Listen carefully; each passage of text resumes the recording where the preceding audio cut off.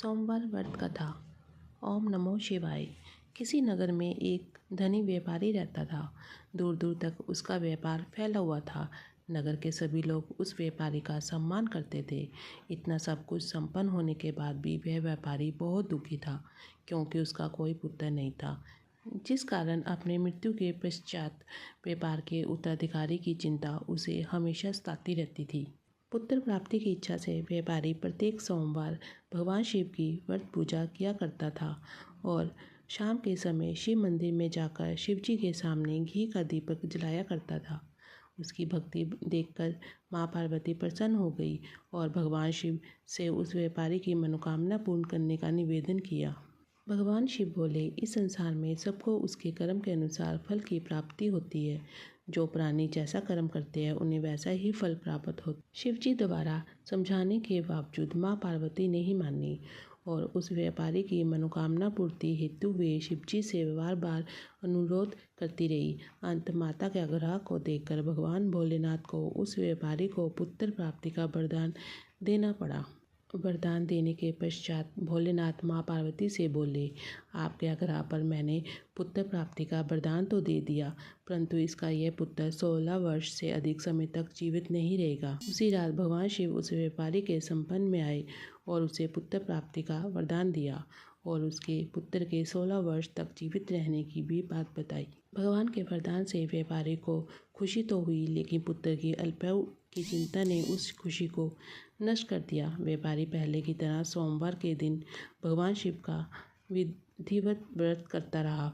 कुछ महीने के बाद उसके घर एक अति सुंदर बालक ने जन्म लिया और घर में खुशियाँ ही खुशियाँ भर गई। बहुत धूमधाम से पुत्र जन्म का समारोह मनाया गया, परंतु व्यापारी को पुत्र जन्म की अधिक खुशी नहीं हुई, क्योंकि उसे पुत्र की अल्प आयु के रहस्य का पता था। जब पुत्र 12 वर्ष का हुआ तो व्यापारी ने उसे उसके मामा के साथ पढ़ने के लिए वाराणसी भेज दिया।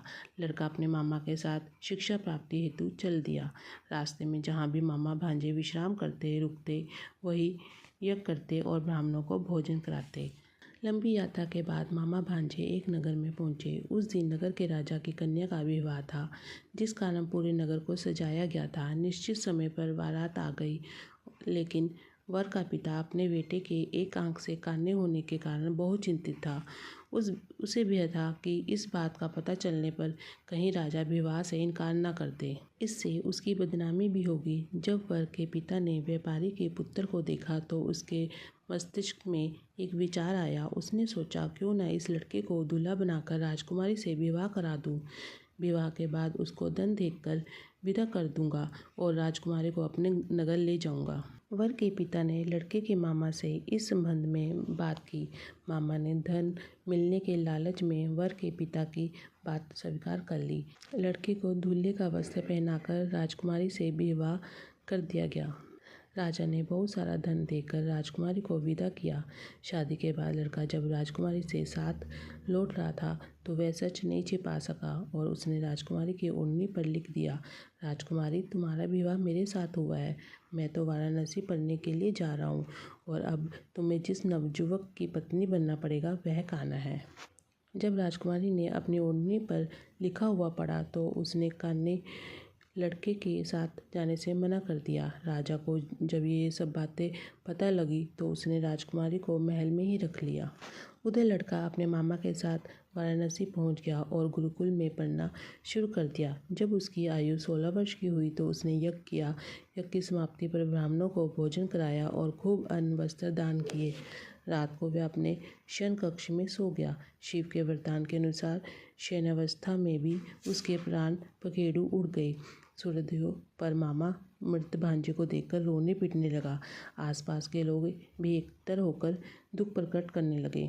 लड़के के मामा के रोने विलाप करने के स्वर समीप से गुजरते हुए भगवान शिव और माता पार्वती जी ने भी सुने। माता पार्वती ने भगवान से कहा, प्राणनाथ, मुझे इसके रोने के स्वर सहन नहीं हो रहे, आप इस व्यक्ति के कष्ट को अवश्य दूर करें। भगवान शिव ने माता पार्वती के साथ अदृश्य रूप में समीप जाकर देखा तो भोलेनाथ माता पिता से बोले, यह तो उसी व्यापारी का पुत्र है जिसे मैंने 16 वर्ष की आयु का वरदान दिया था। इसकी आयु पूरी हो गई है। माँ पार्वती ने फिर भगवान शिव से निवेदन कर उस बालक को जीवन देने का आग्रह किया। माता पार्वती के आग्रह पर भगवान शिव ने उस लड़के को जीवित होने का वरदान दिया और कुछ ही पल में वह जीवित होकर उठ बैठा।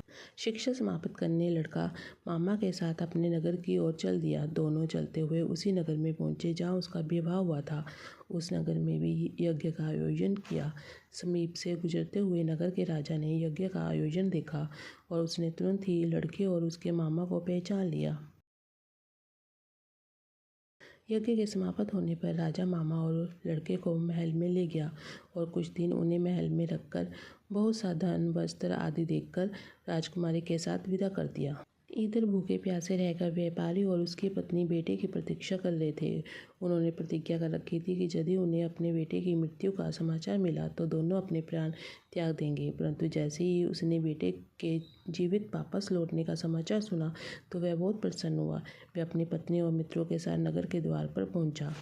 अपने बेटे के विवाह का समाचार सुनकर पुत्रवधू राजकुमारी को देखकर उसकी खुशी का ठिकाना न रहा।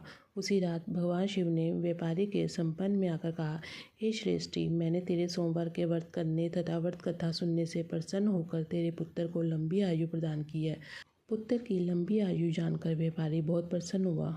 शिव भक्तों ने तथा सोमवार का व्रत करने से व्यापारी की सभी मनोकामनाएं पूर्ण हुई। इसी प्रकार जो भक्त सोमवार का विधिवत व्रत करते हैं और व्रत कथा सुनते हैं उनकी सभी इच्छाएं पूरी होती है। श्री शिव शंकर भोलेनाथ की जय।